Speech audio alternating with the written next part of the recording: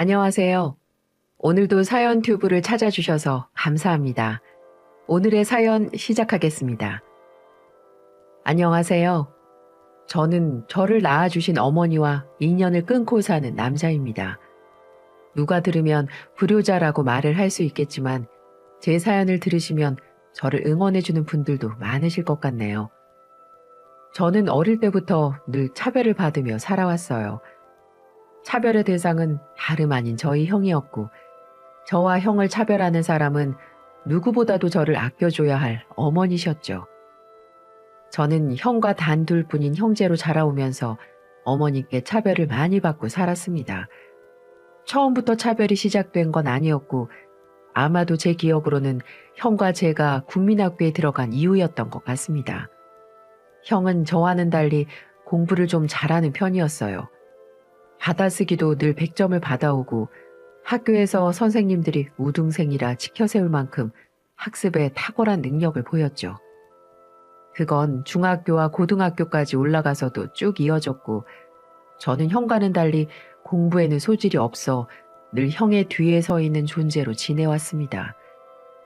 저의 아버지는 인자하신 성품으로 공부를 잘하든 못하든 늘 저와 형을 똑같이 대우해 주시면서 따뜻하게 대해주셨어요.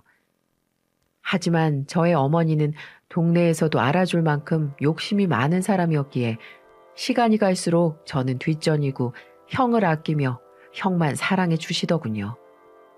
어릴 때는 그게 차별이라는 걸 잘 모르고 있었지만 사춘기가 오기 전 스스로 감정이라는 걸 제대로 느끼게 된 이후부터는 차별받는 상황들이 참 서럽기도 하고 정말 내 친엄마가 맞나 생각이 들 정도였습니다. 어릴 적 어머니의 편에는 이런 것들이었어요.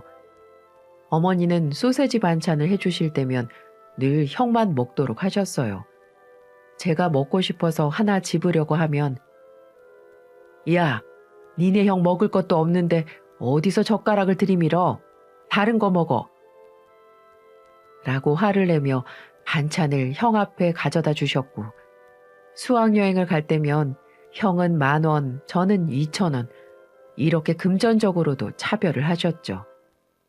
한 번은 제 15살의 생일이었는데 친구들하고 생일 파티 할 테니 돈 좀 달라고 말을 하니 네가 이 집에서 뭐 한 게 있다고 생일 파티를 한대?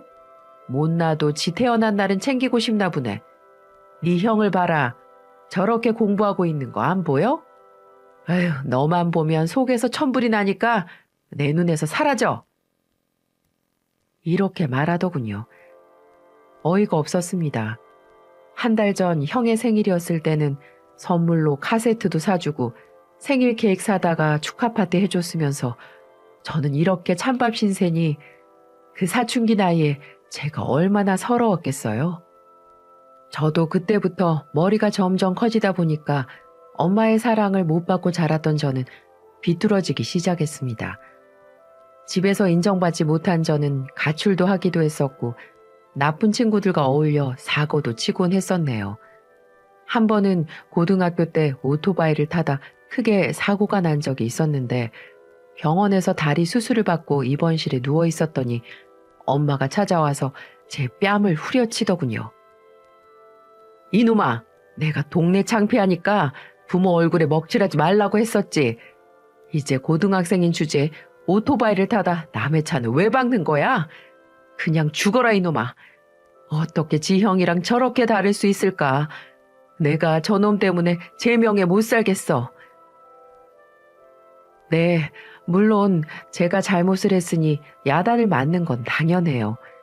하지만 이제 막 수술 끝난 아들에게 갑자기 와서 뺨을 때리다뇨. 너무 서러워서 눈물이 다 나더군요. 그래서 그때 처음으로 엄마한테 반항을 한 것 같아요.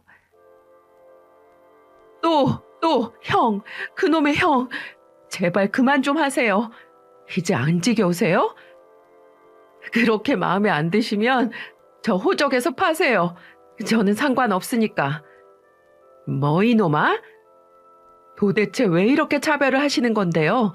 저 엄마 아들 맞기는 해요? 그놈의 형. 그 잘난 새끼 평생 그렇게 껴안고 사세요. 나가세요. 나가시라고요. 이렇게 저는 병원이 떠나갈 듯 울분을 토했습니다. 엄마는 지금껏 한 번도 보지 못한 제 반항에 잠시 놀라시는 듯 했지만 역시 나는 역시나였습니다. 그래, 나도 너 호적에서 제발 파고 싶다. 어떻게 너 같은 애가 내 뱃속에서 나왔는지 모르겠다. 앞으로 한 번만 더 내 얼굴에 그리고 네 형 얼굴에 먹칠하면 가만 안 놔둘 테니까 그런 줄 알아. 그리고 병원비 네가 내. 너 같은 거한테 내줄 병원비 없으니까. 그렇게 말을 하며 가버리더군요. 그 뒷모습을 보고 얼마나 제가 처량하던지 정말 죽고 싶다는 생각을 그때 처음으로 했던 것 같아요. 다음 날 아버지가 오셔서 제 걱정을 해주며 위로를 해주셨지만 제 아픈 상처를 달래주기에는 부족했습니다. 아버지는 전국을 돌며 건설 쪽에서 일을 하는 기술자셨기 때문에 항상 바쁘셨어요. 그러다 보니 집에 오지 못한 날도 많았고 저를 그렇게 보살펴주는 날도 극히 드물었죠. 유일하게 저를 안아주고 옆에서 사랑으로 챙겨주는 사람은 저희 할머니셨습니다. 아이고 우리 새끼 얼굴이 왜 이렇게 반쪽이 됐어? 밥은 먹은 거야? 이 헬미가 맛있는 거 사줄까? 할머니, 아니 왜 울어? 남자는 가끔 사고도 치고 그래야 나중에 큰 사람이 되는 거야. 딱 보니까 네 애미한테 또 한 소리 들었구만. 어떻게 어렸을 때부터 변한 게 없다니. 내가 제발 그러지 말라고 해도 들어먹지를 않아. 그래도 우리 손주한테는 이 헬미가 있으니까 힘내. 남자는 자고로 눈물을 많이 보이는 게 아니야. 일로 와, 우리 손주 안아줄게. 할머니는 이렇게 언제나 저를 안아주셨습니다. 초등학교, 중학교, 고등학교 졸업식 때 엄마 아빠는 한 번도 오지 않았지만 유일하게 할머니는 꽃다발을 사들고 제게 와주셨어요. 그리고 항상 중국집으로 가 주머니에서 쌈짓돈을 꺼내 짜장면을 사주셨고요. 지금 생각해보니 그때 당시 할머니가 없었다면 제가 이렇게 글을 쓰는 게 불가능했을지도 모른다는 생각이 들기도 하네요. 하지만 할머니는 저와의 시간을 오래 갖지 못했습니다. 연세가 있으셨던 할머니는 뇌출혈로 세상을 떠나고 마셨거든요. 항상 웃는 얼굴로 제 이름을 불러준 할머니. 그런 할머니는 이제 한 줌의 재가 되어 하늘나라로 가셨어요. 그때 정말 태어나서 가장 많이 울었던 것 같습니다.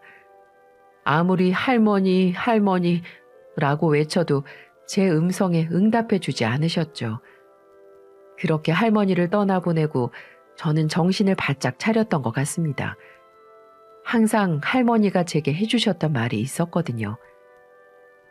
남자는 기술이 있어야 돼. 그래야 먹고 사는데 아무 지장이 없다. 우리 손주는 손재주가 좋아서 분명 성공할 거야. 이 혜미가 항상 뒤에서 응원한다. 우리 손주 파이팅! 이렇게 말씀을 많이 해주셨거든요. 그래서 저는 그때부터 악착같이 기술을 배우기 시작했습니다. 대학은 갔냐고요? 대학도 저를 이 세상에서 가장 싫어하는 그분 때문에 못 갈 뻔했었죠.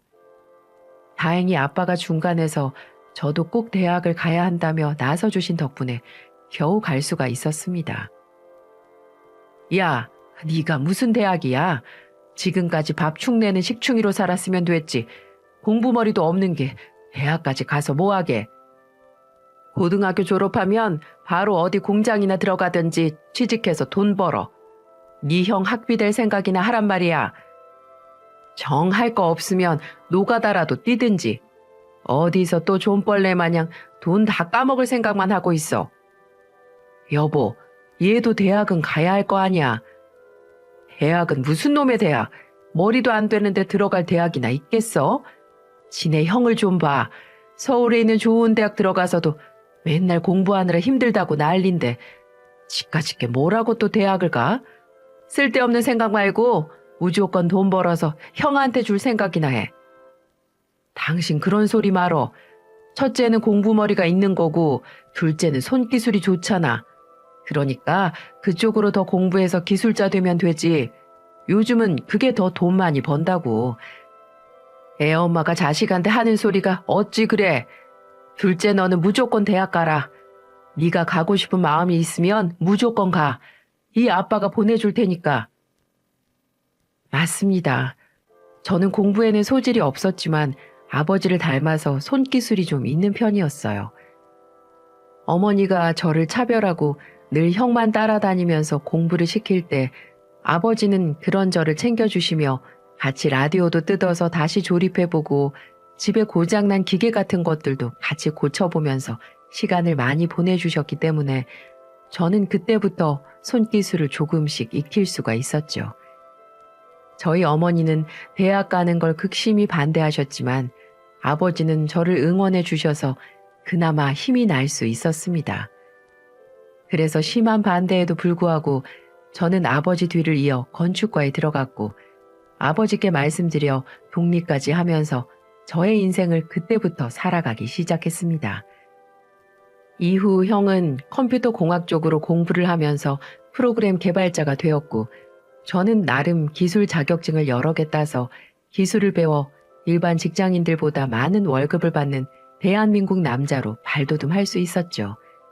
역시 제 손으로 힘들게 돈을 버니 돈의 소중함을 알 수가 있더군요. 정말 악착같이 모으고 했었던 것 같아요. 월급을 300만 원 받는다 하면 무조건 70% 저축을 했을 정도로 제 미래를 위해 한동안 정말 열심히 살았습니다. 하지만 이렇게 남부럽지 않는 월급을 받는데도 엄마의 차별은 그칠 줄을 몰랐어요. 제 직업이 현장직을 많이 돌아다니는 직업인 걸 아시고는 무시하고 깔보기까지 하시더군요. 야, 너는 고작 직업을 선택한 게 니네 아빠랑 똑같이 노가다냐? 그런 일은 천민들이나 하는 직업이야. 아유, 니네 아빠는 그래도 처음에는 어여엇한 직장이 있었다. 실직이 돼서 지금은 노가다 뛰고 있지만 너는 처음부터 노가다니? 네 형을 봐라. 서울대 나와서 대기업 다니는 거 모르니?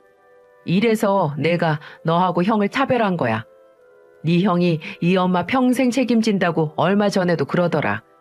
아무튼 어디 가서 너 내 아들이라고 하지 마. 창피하니까. 참 여전하시죠. 사람 성격이 쉽게 변하지 않는다고 하지만 이렇게 한결같을 수가 있을까요? 이뿐만이 아니었습니다. 이런 극심한 차별은 제가 결혼할 때도 마찬가지였습니다. 뭐 당연한 수순이겠지만 형이 먼저 결혼을 했습니다. 형은 본인처럼 많은 연봉을 받는 능력 있는 여자를 데리고 와 결혼을 했고 이때 어머니는 간이고 쓸개고 다 내줄 것처럼 집이며 혼수며 알아서 다 해주고 심지어 외제차까지 뽑아서 형에게 해주었습니다. 형수는 미국에서 오래 살다 한국 대기업에서 직장을 다니고 있었는데 그때 형을 만난 것 같더라고요. 형수가 대기업을 다니다 보니 어머니는 참 이뻐해 주시더군요.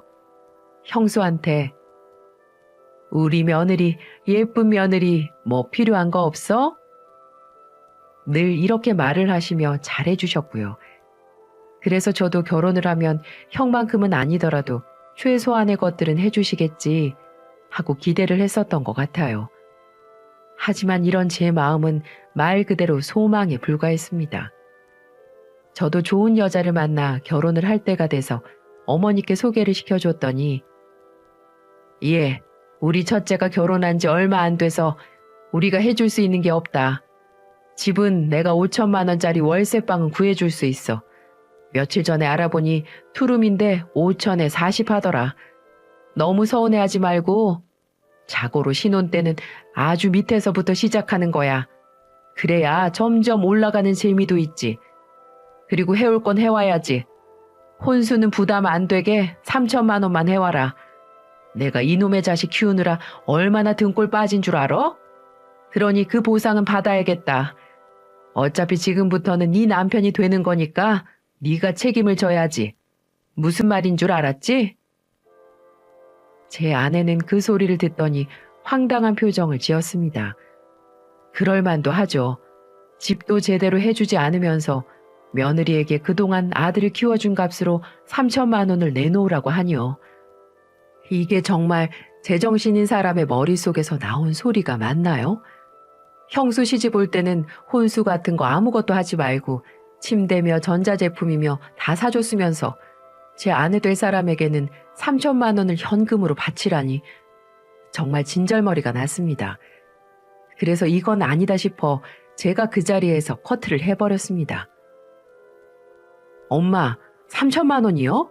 지금 장난하세요? 그 돈이 뚝딱 생기는 돈이냐고요.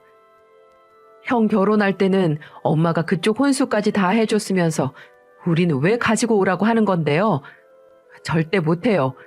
제발 좀 그만하세요. 어떻게 제가 결혼할 때까지 이렇게 실망을 주세요. 그러다 정말 나중에 후회합니다. 명심하세요. 저의 똑소리 나는 행동에 어머니는 눈에 불을 켜고 달려드셨지만 저도 눈도 깜짝 안 하고 무시해 버렸어요.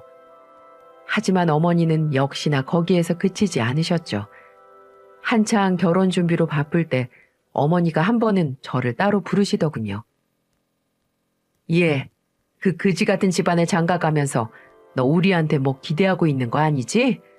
혼수 해오란 소리에도 아주 그냥 미친 개처럼 날뛰길래 나도 치사해서 말았는데 혼수도 안 해오는 것들 집까지 해줄 생각 없으니까 너희들이 집 알아서 구해.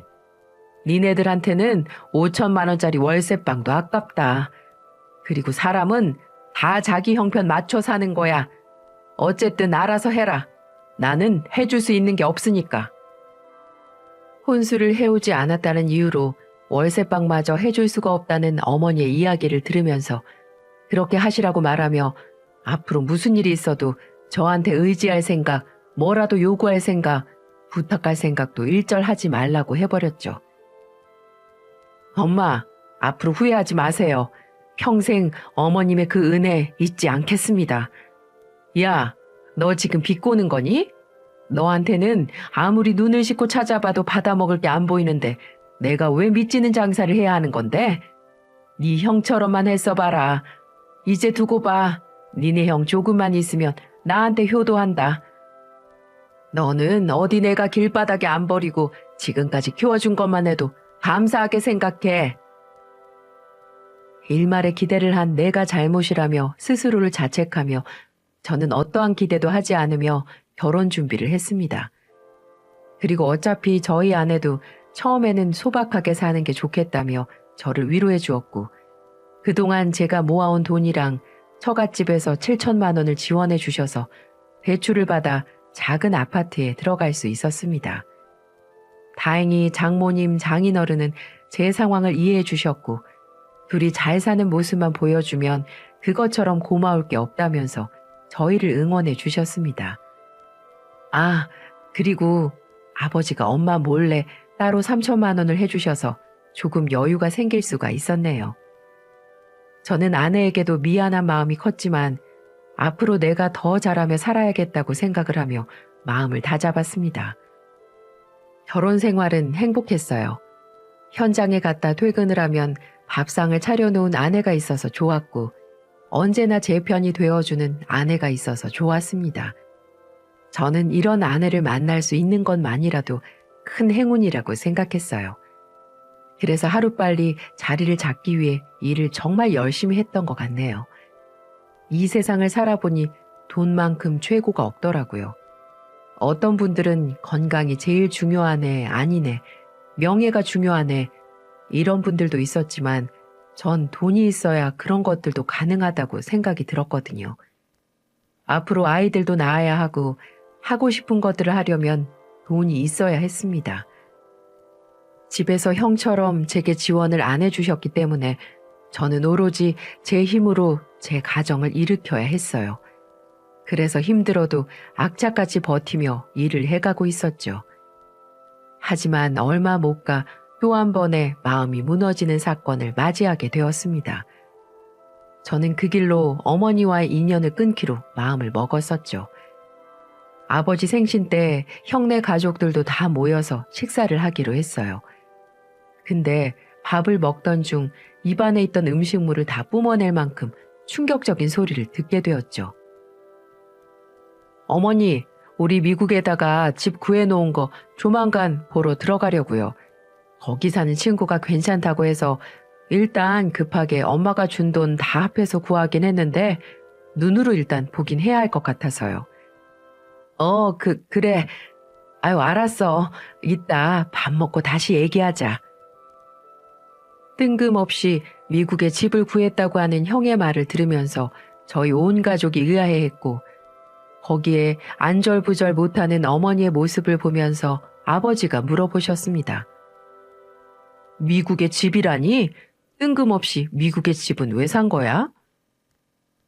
어머니가 말씀 안 들으셨어요?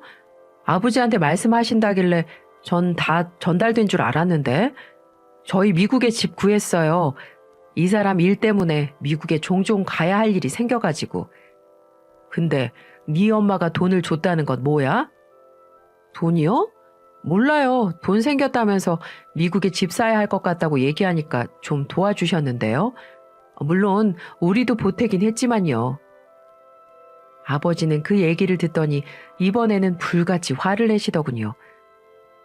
당신 당장 말해. 당신이 돈이 어디 있어서 애한테 돈을 보내? 아이 참 그게 중요해요. 우리 아들이랑 며느리가 필요하다는데 엄마로서 도와줬다는 게 중요하잖아요. 그냥 내가 좀 돈 모아둔 게 있어서 보내줬어요. 2억 정도. 뭐야? 아니 당신은 2억이 어디서 나서 모았다는 거짓말 안 통하는 거 알지? 바른 대로 말 안 해? 아버지는 무서운 호통을 치며 며느리들이 있는 것도 개의치 않아 하시며 물으셨고 아버지의 성화에 마지못해 이야기한 어머니의 말에 저는 큰 충격에 빠지고 말았습니다. 아니 이 집 담보로 대출 좀 받고 적금 좀 깼어. 뭐야? 당신 제정신이야? 그 돈이 지금 어떤 돈인데 당신 마음대로 손을 대. 미쳤어? 아니, 내가 어디 이상한 데 쓴 것도 아니고 왜 이렇게 화를 내는 건데. 우리 아들내미한테 쓴 거잖아. 진짜 별꼴이야 진짜. 저는 형네 미국 집을 구해줬다는 소리에 어이가 없었습니다. 저희한테는 월세방도 아깝다고 했던 분이 서울에 집도 있는 형에게 미국 집도 구하는데 2억을 보태줬다니요. 정말 서러워서 속이 탈 정도로 부글부글 끓었습니다. 그래서 저는 그 자리에서 어머니에게 화를 내고는 저의 아내의 손을 잡고 집으로 와버렸습니다. 어머니, 진짜 그러시는 거 아니에요. 나한테는 대출까지 받으라면서 대출이 싫으면 빌라에서 살라고 하셨죠? 노년에 형한테 효도 받으려고 지금 이렇게 투자하시는 거예요? 정말 해도 해도 너무하시네요. 어머니 연세 지금 벌써 60이 훨씬 넘으셨어요. 언제까지 그렇게 자신만만한지 보겠습니다. 네, 잘 알겠으니 그럼 어디 한번 어머니 투자처에 열심히 돈 퍼붓고 잘 살아보세요. 못난 아들은 이만 가겠습니다. 저는 그 길로 아내의 손을 잡고 뛰쳐나와 버렸습니다. 아버지는 제 울분을 토하는 모습을 보고 곧바로 뛰쳐나오더군요. 그러시면서 저를 붙잡으시면서 미안하다고 말씀하셨습니다. 둘째야, 미안하다. 정말 미안해. 애초부터 내가 저 여자에게 돈을 다 맡기는 게 아니었어. 네 마음 잘 안다. 이 애비도 이제 나이가 60 넘은 지 오래라 힘이 없어. 이 애비가 어떻게든 널 도울 방법을 찾아볼 테니까 기분 풀도록 해라. 며느라, 너한테 너무 미안하구나. 정말 할 말이 없어. 정말 해도 해도 너무하시잖아요. 도대체 언제까지 저러실 건데요? 이러고 산 지가 벌써 30년이에요. 아버지는 지방 다니시느라 제가 얼마나 그동안 고통받고 살아왔는지 잘 모르시죠? 이젠 정말 지겹다고요. 엄마라고 부르고 싶지도 않다고요. 안다, 알아. 그래서 내가 이렇게 미안한 거야. 아버지는 그렇게 말씀하시며 저를 꼭 안아주셨습니다. 지금 해줄 수 있는 건 저를 진정시키고 집으로 돌려보내는 게 최선이었을 테니까요. 하지만 저는 받은 상처가 너무나도 컸기 때문에 아무리 제가 존경하고 사랑하는 아버지의 이야기라도 들을 수가 없었습니다. 그래서 그날부터 전 아버지하고만 연락을 하면서 지냈어요. 어머니에게는 그 어떠한 연락도 하지 않았죠. 어머니는 제가 아버지만 신경 쓰는데도 전혀 개의치 않아 보였어요.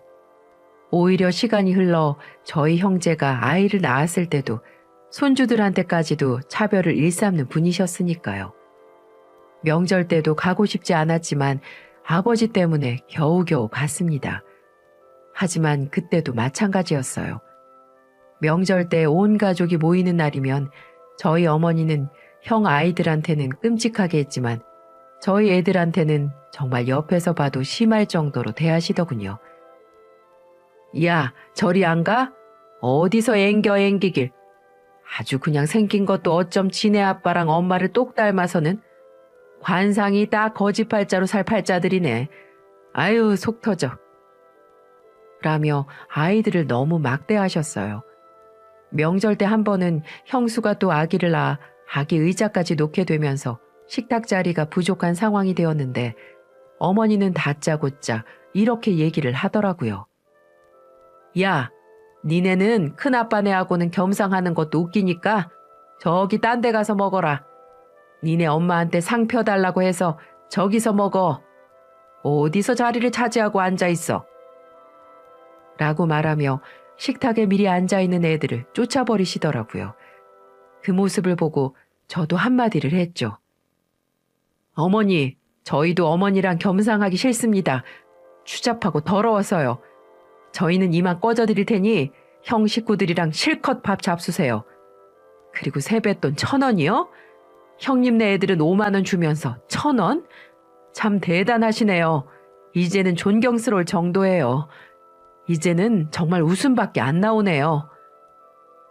이렇게 말해버리고는 아버지께만 죄송하다고 인사를 드리고는 아예 애들을 데리고 나와버렸습니다. 저희는 그 이후에 10년 동안 명절에 잠깐 얼굴만 비출 뿐 어머니와는 어떠한 말도 하지 않으려고 했어요. 아니, 솔직히 얼굴도 보기 싫었습니다. 정말 아버지만 아니셨다면 이 지긋지긋한 인연 깨고 싶을 정도로 말이죠. 저와 아내는 10년이라는 시간 동안 부지런히 일하고 돈을 벌어 좋은 아파트도 장만하고 안정적인 생활을 할 수 있는 게 그나마 위안일 수 있었겠네요. 하지만 행복이 있으면 불행이 또 찾아온다고 했던가요? 엄마를 대신해 저를 항상 응원해 주시고 사랑해 주신 저희 아버지가 암이라는 병에 걸려서 74세의 나이로 세상을 떠나고 말았습니다. 정말 비극이었어요. 그렇게 듬직하셨던 아빠는 세월이라는 무게와 암이라는 병을 이기지 못하셨습니다. 지금까지 이렇게 버티고 산 건 아버지의 존재가 정말 컸었는데 그렇게 떠나시니 얼마나 눈물을 삼켰는지 모릅니다. 장례식장 그 자리에서 모두가 오열을 하며 아버지의 죽음을 슬퍼하고 그리워했습니다. 아버지의 장례를 치르고 난 뒤 아버지가 그동안 모아두셨던 돈들은 전부 아내인 어머니와 저의 형이 분할 상속을 받게끔 되어 있어 그걸 처리하는 데 나서게 되었습니다. 그런데 저와의 인연이 끊겼음에도 불구하고 여전히 정신을 못 차린 저희 어머니는 또 이런 황당한 말을 하시더라고요. 예, 첫째야. 네 아빠 돌아가시고 나 혼자 외로워서 못 살아. 그러니까 내 재산까지 다 합해서 너한테 줄 테니 난 너네 집에 들어가서 살게 해줘라. 막내네는 적어주면 딱이고 너랑 나랑 아파트 나눠야 하는데 못하러 그러니 어차피 지금 너네 사는 곳이랑 거리도 얼마 안 되니까 거기로 들어가 살자. 대신 우리 집 살던 것도 다 팔아서 얹어줄게. 제 의사는 안중에도 없다는 듯이 형과 같이 살자는 의사를 전달했어요. 형네는 같이 살자는 말에 반발심이 드는 듯 했지만 아파트와 재산을 합해 7억을 주겠다고 하니 어쩔 수 없이 받아들이는 눈치였습니다. 그리고 저는 일말의 기대도 하지 않고 있었기 때문에 아버지가 물려주신 재산을 받고 잘 불려봐야겠다는 생각으로 그 자리를 마무리 지었죠. 한 3년을 그렇게 살았을까요? 그 후로 어머니는 형네 집으로 들어가 사셨고 저는 형네하고도 거의 왕래를 안 하며 지냈었기 때문에 간간히 소식만 들으며 저희의 일상을 지내고 있었습니다. 근데 어느 날 갑자기 형에게서 연락이 오더군요. 그래서 받았더니 뜬금없이 미국으로 이민을 간다고 하더라고요. 그때 조카들은 미국에서 유학 생활을 하고 있었는데 이참에 아예 넘어간다는 것이었어요. 저는 일단은 어머니가 가장 궁금해 물었어요. 그럼 어머니는 같이 가는 거야? 아니, 그 노인네가 미국을 어떻게 가? 모실 만큼 모셨으니 이제 혼자 독립하셔야지. 얼마 전에 말씀드렸는데 아주 그냥 자기도 데리고 가라고 생떼를 부리고 난리가 났다. 근데 어머니는 못 가셔. 가봤자 적응 못하고 금세 한국 오겠다고 난리칠 게 뻔해. 우리도 거기 가서 처음 사업하면서 자리 잡는 건데 힘들 테고. 그래서 그런데 네가 좀 모시면 안 되겠니? 내가 한 3년 동안이나 모셨으니 너도 이제 그 정도는 해야 될 거 아니야. 어머니한테 말했더니 너랑은 죽어도 못 산다고 하시는데 어쩌겠냐. 그래도 네가 아들인데. 요즘 그래서 이것 때문에 골치가 다 아파. 아주 며칠을 알아 누워서 데리고 가라고 난리도 아니야. 저는 저한테 무심하게 행동했던 어머니만큼이나 어머니를 무심하게 대하는 형을 보니 괴물이 괴물을 낳았다라는 생각밖에 들지 않았습니다. 하지만 애초에 저는 그들에게 어떠한 간섭도 하지 않았기 때문에 형 네가 많은 재산 받았으니 네가 알아서 해! 라고 말하며 끊어버렸습니다. 그런데 그러고 얼마 뒤에 이번엔 어머니가 아주 오랜만에 전화를 하셨더군요. 그리고는 한다는 소리가 참으로 황당했습니다. 예, 너네 첫째 형 이민 간단다. 미국 가서 사업하겠대. 나는 죽어도 못 데리고 가겠다니까 너네가 이제 나 좀 책임져라. 저는 당당하게 나오는 어머니를 보며 너무 황당해서 어이가 없더군요. 죽어도 저랑 못 살겠다고 했던 양반이 뜬금없이 전화를 해서는 모시고 살라뇨. 그래서 실컷 웃어주고는 말씀드렸죠. 어머니, 이제 와서 왜 이러시는데요? 우리 남 아니었던가요? 자식 새끼 잘못 키워서 노후 대책에 실패하신 걸 왜 여기 와서 책임지라고 말씀하시는 건데요?